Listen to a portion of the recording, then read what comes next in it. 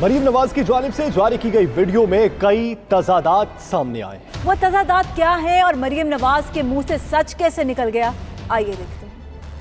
जो इसकी वीडियो की आवाज है, क्योंकि वो शख्स बना रहे थे, जो पॉइंट्स लिख रहे थे वो थोड़ी दूर बैठे हुए थे। जो नासिर साहब ने ऑडियो उनके पास थी तो वो जरा ज्यादा क्लियर है। जालसाजी और मरियम नवाज साथ साथ। जी हाँ, मरियम नवाज की जारी करदा वीडियो में तजादात सामने आ गए। मरियम नवाज ने एतराफ भी कर लिया, न्यूज कॉन्फ्रेंस में वीडियो जारी की, साथ ही मान भी गई कि ऑडियो और वीडियो अलग अलग हैं। जो इसकी वीडियो की आवाज है, क्योंकि वो शख्स बना रहे थे, जो पॉइंट्स लिख रहे थे वो थोड़ी दूर बैठे हुए थे।